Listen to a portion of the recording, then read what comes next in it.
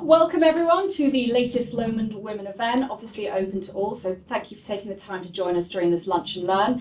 Today's topic is money matters, and we are obviously going to have a few panel questions put to myself, Anastasia and Sam, by Charlotte here. We're also going to open up at the end to a Q&A session for all of you. We are recording, so we are going to keep it clean. We've got a few people joining online as well, so we need to keep it clean as well as a panel. I do have a little disclosure just to read out, just to make sure everyone's clear on what sort of advice we're giving out today. So Money Matters, it's an event just intended for general informational educational purposes only. Our speakers today are sharing their knowledge and passion and experience on some topics like tax and pensions and family leave, but none of us are yet certified financial advisors. And so if you require specifically financial advice, you should go to someone who is qualified, authorised and regulated by the FCA. So anyone wants to get more information, we encourage you to get independent financial advice tailored to your circumstances before you make any major financial decisions. But if you do have any specific questions today, we'll cover them off in the Q&A, but we'll also be able to refer you either to our HR or payroll teams for any specific queries about Lomond, or signpost you for support on any general policies or government websites so you can find more general information. Right, that's the legal blurb done. Charlotte, I believe you've got some questions for us. I have. So we'll start with the fun stuff. So tax. How does personal income tax work? Sam, you and I are covering that off. You can kick that off. Okay, so I think the advert used to be tax doesn't have to be taxing, and then they binned it because actually tax is incredibly complicated in taxing. General specifics, if your only source of income is through employment and you're not self-employed, then you pay your tax as you earn, called PAYE, that's what it stands for, and your employer gets a tax code from Her Majesty's Revenue and Customs, HMRC, and that tax code tells Sam and his team exactly what amount of tax should be deducting, and it's on the individual to ensure that that tax code is correct. Tax rates are different between England, Scotland, Wales and Northern Ireland. You pay more the more you earn compared to England if you're living in Scotland, which is something I hear constant grumbles about in the financial press. But generally speaking, you get a personal allowance, which is roughly just over £12,000, where you don't pay any tax on that amount, and then it goes up in bands. The next band you pay 20% on, the next band 40% on, the next band 45%. That's England. But the bands do change with every single different government, financial review, autumn budget, etc., etc.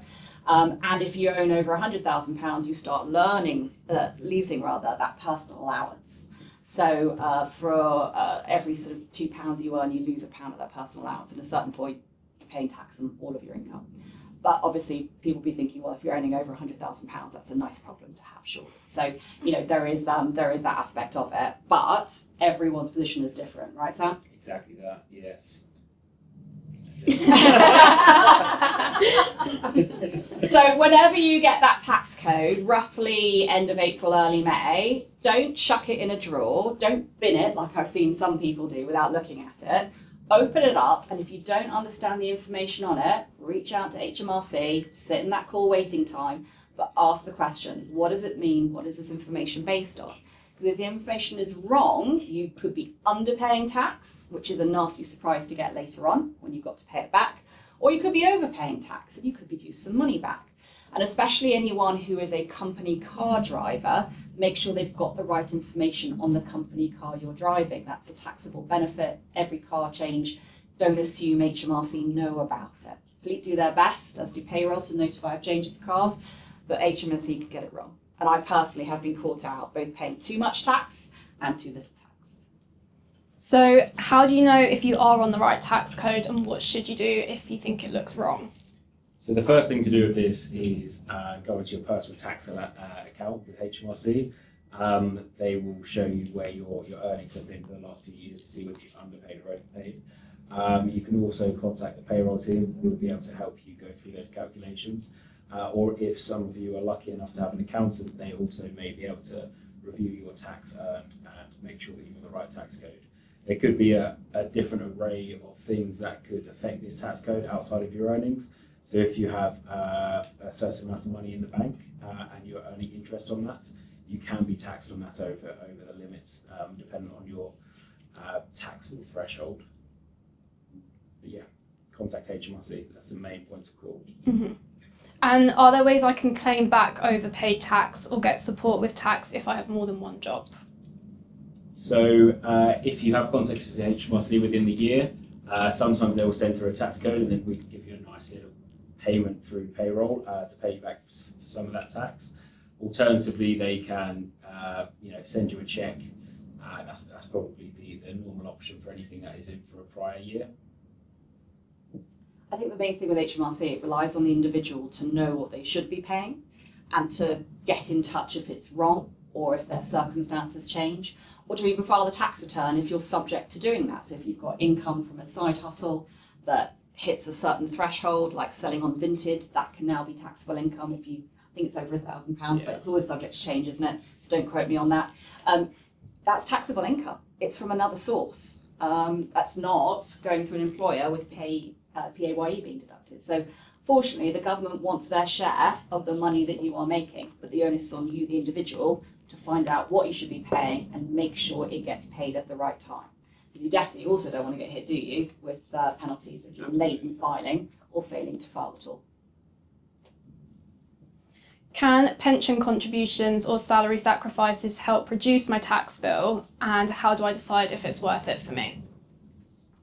I think that's a really good question, and there's no right answer whether it's right for you. Pensions is something I think we're going to cover as a separate topic. Mm-hmm. But generally speaking, yeah, it is the most tax efficient way of getting money in your pension, especially if you're going through your employer's pension, which your employer then also will be contributing to as well. Sam, you love pensions. Yeah. So certain pensions, one that we offer, which we'll cover later on, is a relief at source. So the government there tops up 20% of your pension pot. If you are a higher taxpayer, you can actually claim back the difference in the tax relief and add that onto your tax code. That's quite an efficient way to knock up your bands for taxation. Also, with a salary sacrifice, if you're coming close to a threshold you don't want to breach to pay more tax, you can actually forego some of your salary to then go into your pension pot instead, and that way you don't actually pay any tax on that contribution. We'll cover this off a bit more in the pension section, I think. Yeah, so moving on to pensions now. If you've automatically been enrolled, what does that actually mean for you today and long term? And is there sort of a guide on what percentage you should pay into a pension? Quite a loaded question. So yeah. with auto enrolment, it basically means you've started your saving journey with your current workplace. Every single employment that you would have been in from the age of 22 and earning over £10,000, you would be auto enrolled after at least 3 months.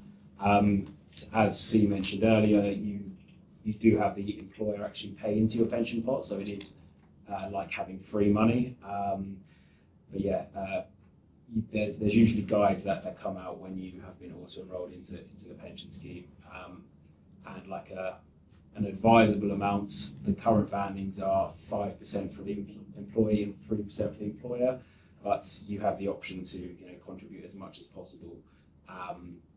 It's hard to say how much you should be contributing. Again, we're not financial advisors. I think I was sharing with the panel before we started that I was looking up some pensions advice yesterday, because it's something we should generally keep on top of for ourselves regularly, like reading about it. And it had the scary stat in there that you should take your age and halve it, and whatever number is left, that is the percentage you should be putting in your pension pot every year for the rest of your working life. And just so we're clear, at the moment the state pension is age 65. But by the time we retire, certainly I know it's estimated to be 68, 69, and I'm a bit older than a lot of people in this room. So again, you're probably looking at 70, early 70s as a retirement age, if there is still a state pension at that point, which is the big concern, because there is an ageing population and a smaller working population behind it who's got to work and pay tax to fund those pensions. But I don't think there's no right or wrong when to start a pension, how much to put into it. Everyone's circumstances are different, as we keep parroting, but you're going to hear that a lot today. But I certainly know that my mum wouldn't give me my birthday present when I was 25 until I proved I had opened and started a pension. I got blackmailed into it. And it turned out it really wasn't worth that birthday present, but never mind. I'm so pleased that she did that because I was 25 and it was something I meant to get around to. And I think if I hadn't been boxed into a corner, it would still be on my to-do list by the time I was 30. It is something that if you can afford it and if you can take advantage of a workplace pension so that your employer is then contributing as well, what's the worst that can happen? Definitely. And is there a Lomond sort of standard that when we're automatically enrolled, the employee pays this amount and employer pays? Yes, I kind of touched on it just a moment ago. So the employer will always contribute 5% as a minimum, and the employer will, in most circumstances, be contributing 3%. It can vary depending on which business you've come from or whether you have just started out on the journey here. But as it stands, that's currently the procedure that's followed.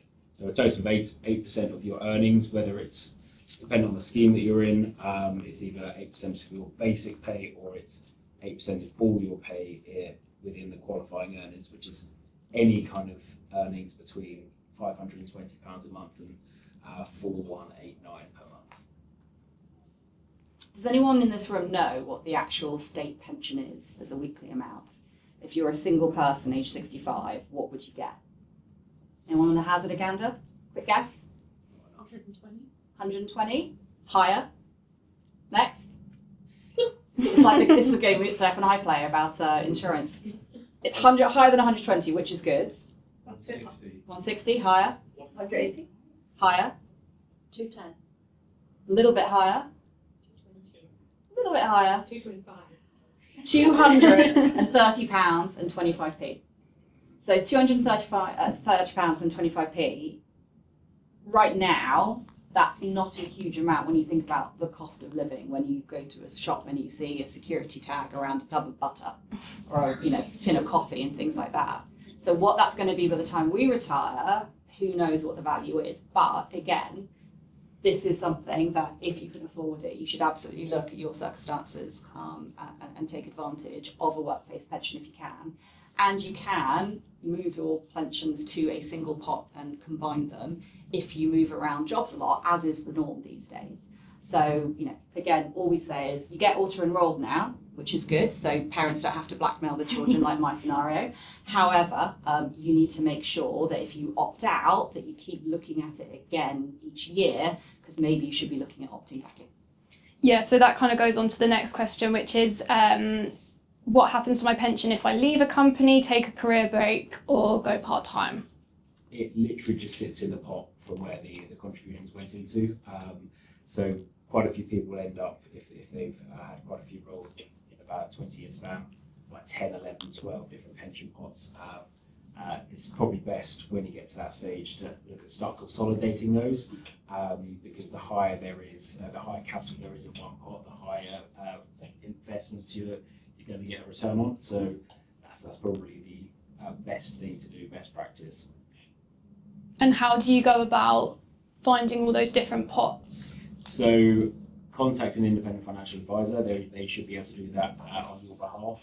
It will come at a fee, as expected. There are a few apps out there in the market that can help you again for a charge, but HMRC or the government are actually looking at creating a dashboard now to understand what all your pension contributions have gone into. So over the next 2 years, there should be something on your personal tax account which will show every single pension pot that you have open. I'm pretty sure I have one pension pot open from like 10 years ago that I didn't even know I contributed into. I'm just going to say that way, I think. I combined my pension pots recently. I had a personal one, an old workplace and current workplace. So I took the old workplace and moved it into my personal pension. And it didn't take too much time, a few forms, a couple of phone calls, but I needed the paperwork from my old workplace pension. So all again, I can say, I beg you, keep your personal financial paperwork in good order. Don't shred things unless you are absolutely sure that account is closed and empty, and even more that it was 6 years ago and you don't need it for tax reasons as part of your records. So keep your paperwork. Good advice. If someone hasn't been paying into a pension at their time at Lomond, is it too late for them to set something up? It's never too late to start a pension. And if you haven't been paying into it, in 3 months' time, we're going to go through a big thing called re-enrollment, which means everyone who hasn't been paying into it gets re-enrolled, so the option to go into it there. Or if you'd like to just go into the pension pot, you can absolutely just drop payroll a message and we'll always put you in there. Good. So moving on to family leave now. I think Anastasia's gonna speak to us on that. So what's the difference between statutory and enhanced maternity pay, and how do I find out what I'm entitled to? Statutory pay is something that's set up by the government, and it's the same across all of the companies that you work for. Statutory maternity pay is currently paid at 90% of your average weekly earnings for the first 6 weeks, and then thereafter it's at £187.18 per week, or 90% of your average weekly earnings, whichever rate is lower. That's statutory. Enhanced pay is something that companies choose to do and pay their employees that's over and above statutory rate. Does anyone know what's enhanced maternity pay is like in London? No HR answers. Got one here. I think it starts with your length of service. So if you've been with the business for 2 years or more, you're entitled to some form of enhancement. The exact numbers I don't remember. I remember it from the roadshow that it ran through. But I remember it was definitely once you've been with the business for 2 years or over, you are entitled to that. Yes, absolutely. So there's two different criteria, both related to length of service. If you've been with the company for over 1 year, by the time your baby's born, you will get 12 weeks full pay, and then thereafter it'll be statutory. If you've been with the company for over 2 years, by the time your baby's born, you will still get 12 weeks full pay, and thereafter there'll be 12 weeks half pay, and then it'll be statutory. All of the enhanced payments are subject to a certain criteria, so you need to meet, and it's a top up of the statutory payment. So you would need to be entitled to statutory maternity pay in order to then receive enhanced. Cool. So that's maternity, but what about paternity, parental support, IVF support? What are the sort of options there? We have different range of family leave available here to our employees. So we start with paternity. Paternity pay is very similar. So statutory paternity is £187.18, or 90% of your average weekly earnings, whichever is lower. However, if you have been with the company for over 1 year, by the time your baby is due, you'll get enhanced paternity pay, which is 2 weeks of full pay. Again, this is subject to eligibility criteria, and you'll be able to find out whether or not you're entitled to by speaking to us, speaking to payroll, reach out to HR. Adoption leave works in a very similar way to maternity. The only difference is the criteria is around placement date rather than due date, but all of the enhanced payments are the same. So 12 weeks full pay if you've been here for over a year, 12 weeks full, and 12 weeks half if you've been here for over 2 years. Sorry, you've also mentioned IVF support. We do offer that as well. Currently, employees can get up to 2 days of paid leave per procedure. Again, if you need any help with that, reach out to us in HR. Cool. So if someone takes extended leave, how will that affect their career progression or any future pay reviews? Anybody who's going on family leave should have the exact same processes followed, so they'll be entitled to pay review, career conversations, and we always encourage line managers to talk to their employees about that. And while you're on maternity leave, what happens with the annual leave you accrue? You continue to accrue all your annual leave whilst you're on maternity, adoption, or any other family leave.